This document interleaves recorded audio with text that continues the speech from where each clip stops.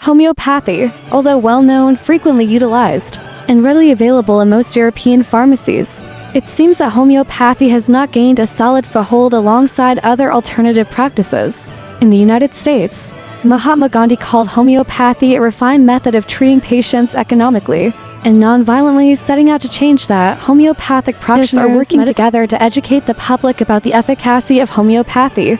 Bias dilemma. Homeopathy is a highly debated modality of healing. People usually believe those who believe in its therapeutic values and those who don't. This makes it hard for scientists to find unbiased participants for studies about the efficacy of homeopathy. One review published in the Journal of Systematic Reviews analyzed homeopathy by employment of randomized double-blind, placebo-controlled trials of non-individualized homeopathic treatment. Most of the time these studies are small and begin with participants having a preconceived notion about homeopathy. Homeopathy escapes biological explanations. A 2020 research article published in the Sage Journal suggests that the legitimacy of homeopathy is due to argumentative time work, one of the tools practitioners use to treat patients, meaning they simply spend more time listening and invoking a cultural repertoire of values. Medical professionals in support of homeopathy. Homeopathy arrived in the United States in 1825 and traveled westward with the early settlers. In 1844, the American Institute of Homeopathy was founded in New York City, and 3 years later, the American Medical Association (AMA) was founded with a charter to fight the spread of homeopathy because it had become too popular, particularly because of its success in epidemic diseases like cholera and influenza. Dozens of homeopathic medical schools, which included homeopathic hospitals, clinics, and psychiatric treatment centers, existed in the United States at the turn of the 20th century. The U.S. government even sanctioned the construction of a monument to honor the German doctor and founder of homeopathy Samuel Hahnemann.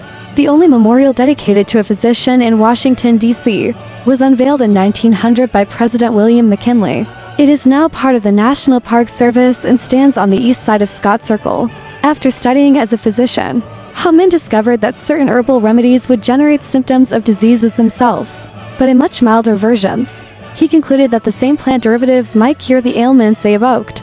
Today, we know this as the principle of similia similibus curantur, meaning that if a substance can produce a reaction in healthy individuals, the same properties will treat similar symptoms in sick people. In 1910, a report was published sponsored by the AMA, the Carnegie, and the Rockefeller Foundations, meant to discredit all non-allopathic medical schools in the U.S. The government cut funding and school closures followed. This event marked the beginning of effective government lobbying by the healthcare industry, which is now one of the largest lobbying groups in the U.S., spending billions of dollars annually to control how healthcare dollars are spent and what research is funded. Conventional medicine utilized as prescribed by the standard of care is the fifth leading cause of death in the U.S. The routine use of homeopathy prescribed by trained professional is not only extremely safe and satisfying, but it is also extremely health promoting. The chief executive of the Homeopathy Research Institute in the UK ran her own practice for more than a decade before turning full-time to scientific research in the field. She finds it important that people understand that the claim made in certain circles that there is no evidence homeopathy works is completely untrue.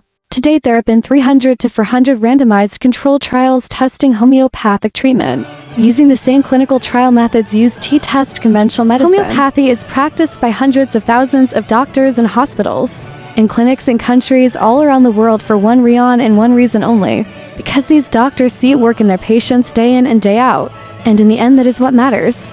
Thank you for watching this video. I hope it was helpful to you. Please subscribe to my channel. Thank you.